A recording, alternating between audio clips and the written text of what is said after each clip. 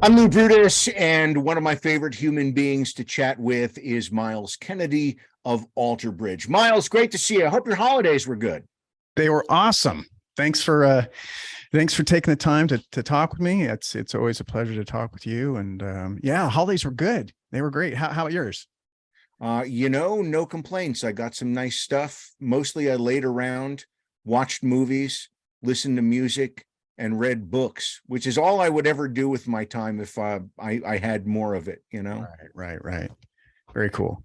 So tell me about how Europe went for Alter Bridge, because you guys drop a brilliant album and then promptly leave us here in North America for parts unknown across the Atlantic. Yeah, Europe was great. It was nice to be back out touring again. I think you've probably heard that 1,000 times from artists who are just grateful to be back at it, but also to be back at it with bands that we love and people that we love. Getting to go out with Hailstorm and Mammoth, and it was a great run, and reconnecting with the fans, but just getting to perform night after night with these bands that you have such respect for, and they really raised the bar. They make it so you got to show up and not suck. I was just going to say, Mammoth is great on stage, and Hailstorm is just a favorite of mine. There are some bands that I would think, if I were in a group, I probably would not want to follow. Hailstorm is one. Seven Dust would be another. Yeah. How do you take that sort of agita when you see somebody really good and up your own game? Yeah, you just use it as a source of inspiration. I think that there's just that common goal that you get like you recognize it with other artists, where you're there to ultimately give something to the fans, and then they'll give it back to you, and it's that rapport. And I felt that way with all of the people who were involved on that tour, where it was just a real, almost, I don't want to say altruistic, but like people, they understand why they're there. They understand that we have a gift, and it's our responsibility to share that, and it's just part of being a human. And I think that's really beautiful.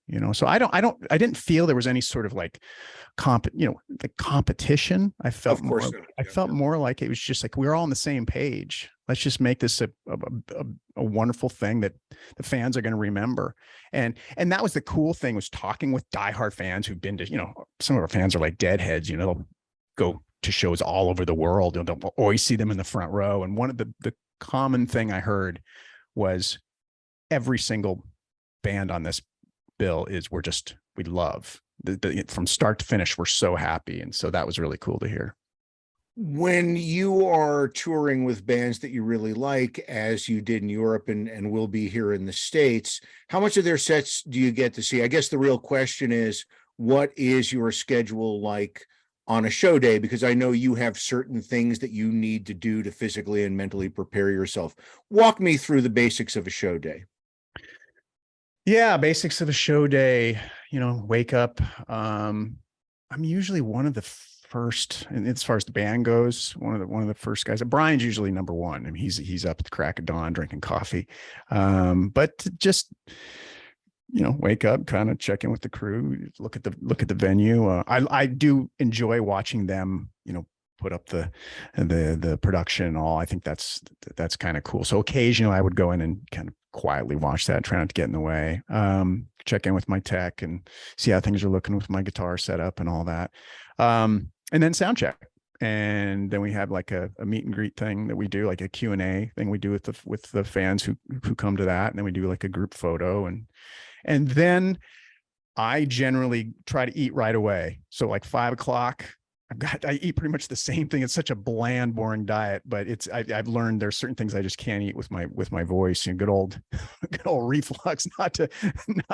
I know nobody wants to hear that, but it does really affect your vocal cords. So then I eat, and I play guitar for a while, and usually Mammoth would go on about 7. Try and catch a few of their songs. Then I'm generally in vocal warm-up mode. So I didn't get to see Hailstorm as much as I would have wanted to, because that's right when that important period is to warm up my voice. But if I'd get my voice warmed up, then I'd check out some tunes that they were doing. And, then you just get in your put your game face on, you get ready for the show. And then interestingly enough, do the show 2 hours, right? Whatever. And then literally off the stage, straight to the bus. And I'm in my bunk within 10 minutes, going to bed. No crazy part. I hate to break it to you, is not very rock. I mean, I'm literally off the stage in bed within 10, 15 minutes. Cause just got to save the pipes. So, that's really a far more common tale than some folks might think, because I think, or I believe I should say, there's a point with most of the musician folks that I've known over the years that, particularly once you get past your mid to late 20s, you either, hey, I got to get serious about this and take care of myself, or I'm going to be out of the business, or I'm going to be dead. Yeah, exactly. Yeah. You come to that realization, and it'll shape you up real quick. And what was interesting for me is I realized just how important sleep was, aside from just not partying. Partying and drinking it's tough on the vocal cords. At least for me, it was just dries things out and just weird. But sleep, yeah, I need that sleep, and it just helps kind of reinvigorate your body and get you ready to rock again. On that run over in Europe, were there any historic venues or super cool venues that you really wanted to, while they were building the infrastructure for the show that night? Were there any places that you really wanted to kind of walk around and check out the vibe of them? That's a great question. Since so many of them we've played, and I don't want to say you take it for granted, but you've been there enough to where there's no discovery. It's kind of like, oh, I know this view. I know where the bathrooms are. That's always the most important thing. Where are the bathrooms? Where are the showers? But on this run, I'm trying to think. No, nothing's coming to mind. The first time we played the O2, which is a massive venue. I mean, it's beautiful, and it's in London. I mean, that's just a incredibly beautiful venue. I think initially some of like when we were coming up the ranks as artists, young artists, you would definitely do that, and you'd kind of just suck it all. I remember the first time playing CBGBs with the Mayfield 4 back when I was, my 20s. What a dump. It was right? a dump. It was a dump, but you knew the gravity you knew who stood on that stage, and you knew all of the just history that took place right there. So it was hard not to kind of revel in that and appreciate it. But yeah, it was not, by no means was it fancy. I mean, you remember that bathroom, you remember that toilet. Well, it wasn't really it was a room, and it had a toilet in the middle, but there was nothing around. And I think there was a sink that doubled as a urinal. I just, there were a couple of times I walked in there, and a couple of times drunk as the skunk. And I just thought, man, I'm not wasted enough to try and use this room. I'll just hold it, Well, the other thing is I remember, you'd walk in there and you get stage fright. There's no way I'm going to be able to relax enough to take care of business here. So yeah, you just, like later, I'll just wait till after the show.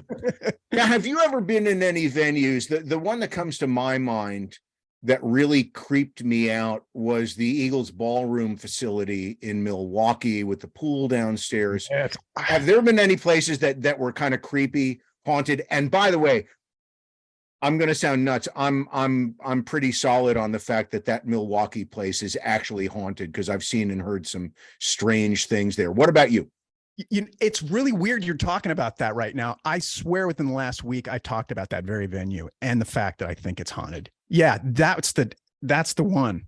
That is the one. And then you have the hotel right down the street that Jeffrey Dahmer place. Yes. Yeah. So there's something there. I don't know. Yeah, that would be the one. You already hit it right on the head. Yeah. And do you ever get a palpable sense when you walk into, and this would probably be with older venues and probably leaning towards theaters, not maybe a haunted sense, but do you get a palpable sense in some places that, hey, there's been a lot of stuff that's happened here before, a lot of cool things? You ever get that vibe? Yeah. Yeah, a lot of them. And on not on this run, but on the run we did a few years ago, we played with Alter Bridge. We played Olympia in Paris. And so one of my favorite live recordings was done. There's Jeff Buckley played there and recorded. There's live stuff of him there.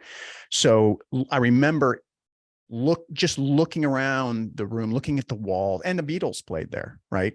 And actually, it was at that venue, I think, right before one of their shows at the Olympia, that they learned that they had the #1 record in the United States, which was a watershed moment for them. Yeah, I think you're right.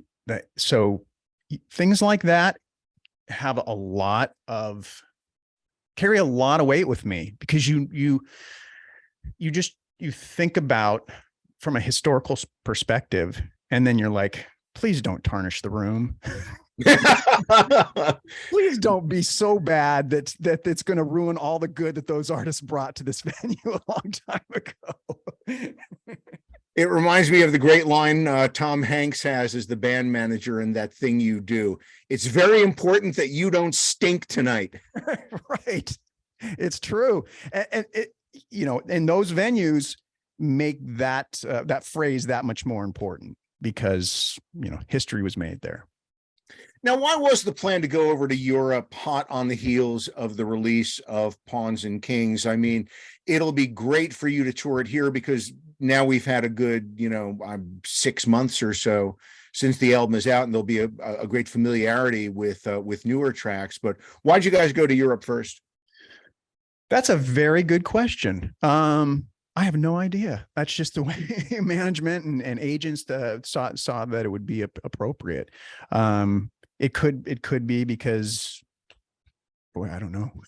But the good news is, I think, for the American fans and Canadian fans and whatnot, is that we are so rehearsed now. We've played we hadn't played together really in 3 years. Yeah. And not to mention the new material. So I would be fibbing if I didn't cop to the fact that when we started playing those first few shows, it was just like white knuckles, just holding on for dear life, because you had so much, not only to remember, even though we did rehearsals, for the week prior to that, but also the new material. And there's just a lot to be a lot of dust and cobwebs to kind of wade through in our collective minds to pull the shows off without failing miserably. And we survived. It actually ended up going very well. And it was, I think we felt like we landed on our feet, but now I think there's a certain ease going into this next tour where it's like, you can kind of breathe a sigh of relief and know that all the neural pathways have been the muscle memory's back. It's back. So you can just go up and kind of smile and relax and know that you're going to be able to pull it off. Under normal circumstances, how long does it take until you're absolutely rock solid in a full comfort zone with new material? And that is not to say that you would come out and play a new song and it would stink or you wouldn't know it or anything like that, but there's a certain jauntiness, a certain ease that comes with performances under your belt of a song. How long would it normally take you to get that comfort level on something new? Gosh, you're just asking these really awesome questions. That, for me, a long time. Some guys are great at like, hey, let's do so-and-so tonight or tomorrow. And they no stress. The way that I approach things and the way that my brain is, I need to rehearse a lot. And so for me, if we're doing a new tune, I don't think I'm comfortable with it for probably a good 10 shows. So I'm really like not having to think about every little thing. And it's nice because I've played with other artists who a sense are hardwired the same way. Like that was something I really appreciated early on with Slash. Slash is very, very dedicated to rehearsing, and you play the songs over and over and over. And I think that's really great to see that with somebody of that caliber. He gets it. You play it till you don't have to think about it. And I was just actually watching. Have you seen the interview that was with Bruce Springsteen and Howard Stern? It's a. Oh, I saw sections of it, and it's funny you mentioned that. It was recently the 80th birthday of the late Clarence Clemens, sax player for the E Street Band. And right before I did this interview with you, I was listening to The Ties That Bind, which was all the outtakes from the River section. So very familiar with Bruce, grew up 4 miles away from him, although he's the one rocker I never met. Anyway, back to the interview. Please go ahead. Well, yeah, he talks about that. There's a part in there where they talk about rehearsing a song for like, 10, 12 hours. And it made me feel better. It made me feel like, okay, these guys who are at this level, they do that as well. And I think that, that's cool to see. They're that dedicated, and I hope to try and do the same thing.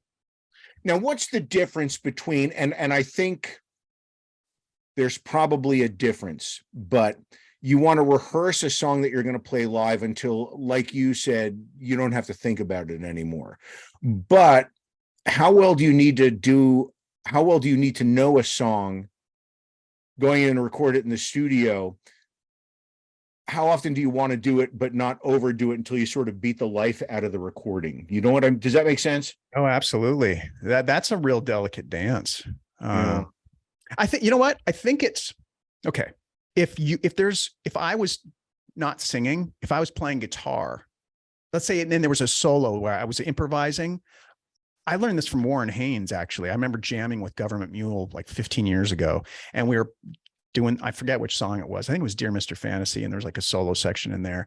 And when we got to the solo section during rehearsal, he said, okay, when we get to the solos, real short, everybody just play. I want save it for tonight. Don't use up your ideas. I was like, oh my God. I mean, there it is from the Jedi Master himself. Yeah. Right? Yeah. And that really stuck with me. That if you're improvising, you don't want to beat it into the ground, because your best ideas are going to come in those first few passes. Now, if it's something where you're like, for me, and the song is all already arranged and the vocal melodies, everything's there. I'm not totally opposed to playing it a number of times, so I don't have to think about it. Fortunately, when we did the 4 record, with Slash and the Conspirators,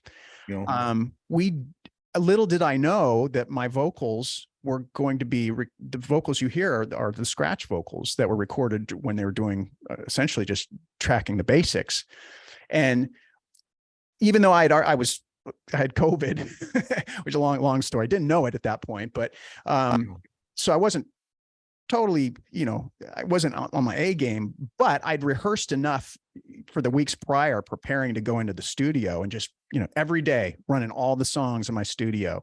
So there was enough muscle memory and enough comfort to where, okay, if we're going to use the scratch pass, that's fine. I was pretty rehearsed at that point. So yeah, it really depends. If there's improvisation, I like it to be kind of flying off the cuff, and nothing's too rehearsed. But if it's vocals and song arrangements, I want it to be, I'd like it to be very rehearsed in a recording situation. You mentioned Warren Haynes, who's a fantastic human and a phenomenal guitar player. And of course, I just love hearing you talk about Slash. I would be very keen to hear your thoughts on the late Jeff Beck, who, I never once in my life did I compare him to other guitar players, because I always thought he was sort of a unicorn. He was sort of this singular creature that was apart from everything else. And it wasn't fair to anybody else or to him to compare him as a guitar player. Did you know his music well enough that you can explain what made Jeff Beck so original? Yeah, I feel the exact same way. In fact, I was just telling this story that when I would get together with guitar players who would, very, I won't name names, very accomplished guitar players, and Jeff's name would come up, everyone would just kind of be like, yeah, he's just like you said, a unicorn, something so special that only he does. You can try and practice the way he would articulate a phrase till the cows come home, and you're still not going to get it, because that's just in his DNA. For me, the first time I heard him was when I was a teenager, and it was his version of People Get Ready that he did with Rod Stewart. And I was just captivated. I was like, what is that? What's happening? And then went back and discovered Blow by Blow, and really loved the kind of the fusion era and that improv jazzy, whatever you want to call it. I love that. I love that period. But yeah, he was a unicorn, one of the greats. Did you ever get to see I'm sorry if I missed it in there. Did you ever see him live? No, I never did. Really bummed I never got to see him perform live. I wish I would have. Yeah, he was again, I only got to see him in guest slots here and there, but it was pretty amazing to watch. The minute he hit a note, everybody shut up. You could hear a pin drop, like nobody Right? wanted to miss a thing. Now let's talk about building a set for this tour coming up, because obviously you guys have a backlog of incredible songs that everybody wants to hear, yet you've got all these amazing Pawns and Kings songs. Let's start with Holiday, if you could give me some background into that, and I'm assuming it will be in the set.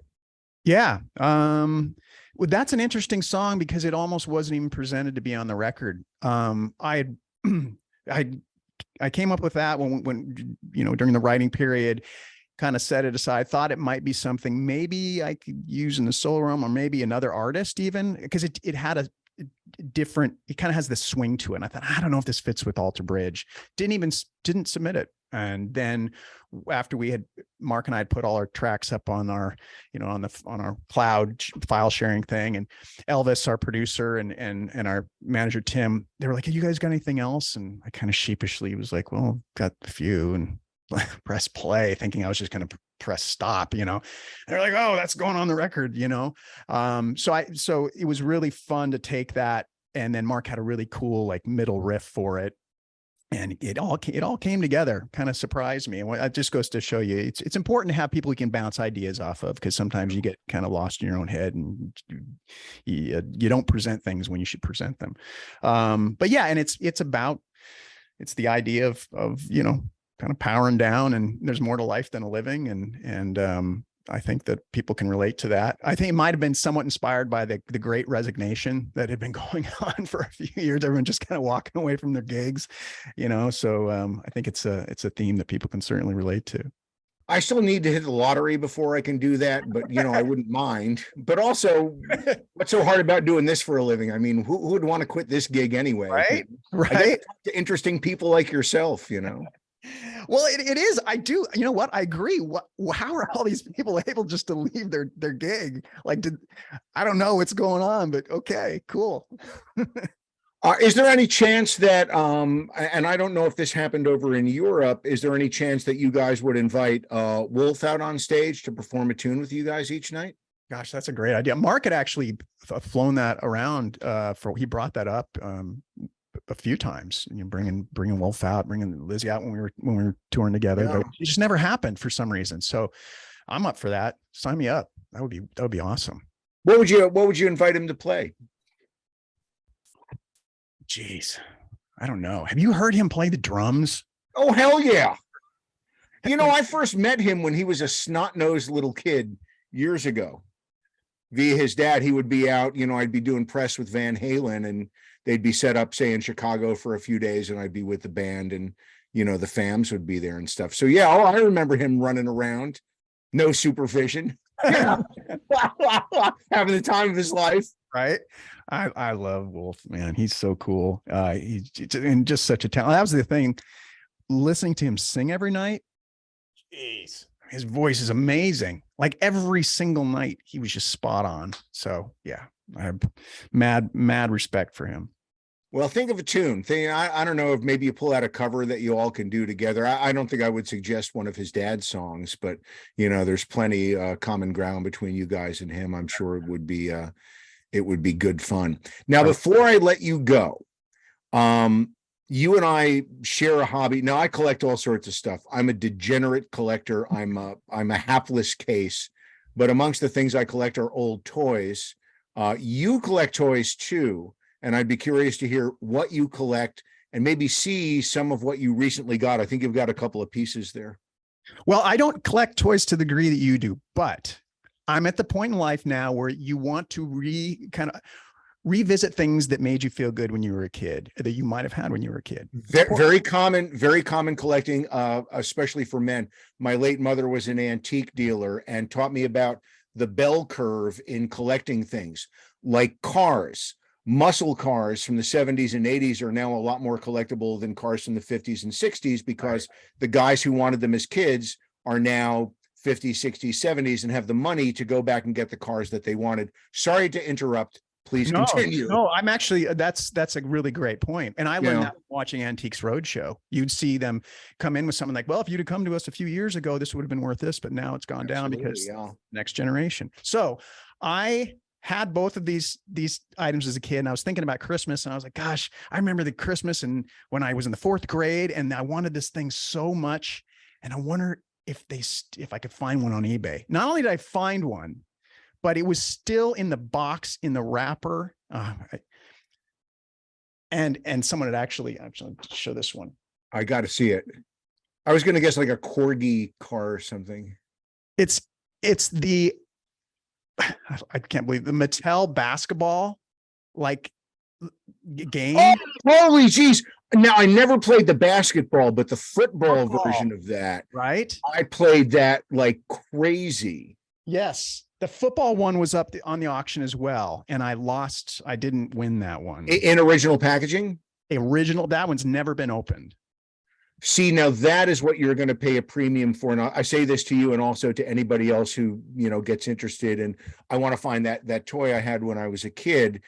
You will often find something in really great shape, and it might not even be that much. But the moment you start including original packaging, which for kids' toys, what did you do with the toy? You ripped it apart and threw the box away. Sometimes the boxes and the packaging are worth infinitely more than the actual toy. Right. And what happened here is that they found, apparently there was a toy store that I don't know if it went out of business or what, but somebody had all of these toys still in the box. An old stock. Store stock.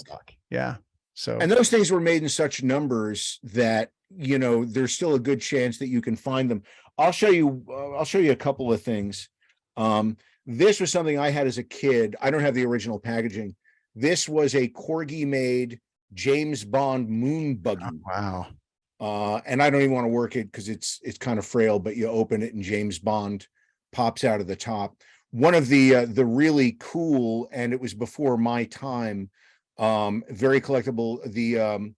I think it was for Dr. No or Goldfinger. There's a car and there's an ejector seat where James Bond ejects the bad guy through the roof. And, one of those in original packaging, I don't know, $800, $1,000, just a lot of money. And here's one other thing I'll show you really quick. Now, I had this as a kid, but it was already like 40 years old. It's a Auburn Rubber. It was an Indiana toy company that made toy soldiers and figures like this. And it's a motorcycle cop. So this is probably from the early 1950s. Again, long before, it was an ancient toy by the time I had mine. And I wanted to find it, and I found it in the original color and stuff. Wasn't particularly expensive, maybe $20, But that $20 made you feel, when I received this, it was worth every penny, because it brings back all those emotions you had as a kid or whatever it is. It's that thing that, Yeah, and I think what it does, I think what it's maybe a replacement for in some ways is for the people who are no longer with us from our childhoods. And this is a solid, palpable thing that you can have from those days. Yeah. Whereas if you've lost a parent or a grandparent or, God forbid, a cousin or a sibling, these are things that are, can help fill that void in a very, very tiny way. I think maybe, I don't know if that's how it is with everybody. I think that's how it is with me a little bit. It is with me as well. No, that's beautiful. I agree. Well, now that we've depressed everybody, I'm going to let you go. I can't wait to see you on the tour. I'm going to come out and see you guys, and hopefully I can come back and say hi. And I'm going to mooch guitar picks from all of you. You got it. How many custom picks do you do? Do you do a lot of custom picks? I don't do a ton. No, I'm kind of boring on, but maybe with that said, we'll do some special ones. Yeah. There you go. Well, I'll be lining up with my hand out trying to get some. I'll hit your guitar techs big time. So you got it. Anything you need. Well, great to catch up, Myles. It's always great to speak to you, and I'm so glad you're doing well, and safe travels on the road. I hope to see you soon. Thank you. It's a pleasure, Lou.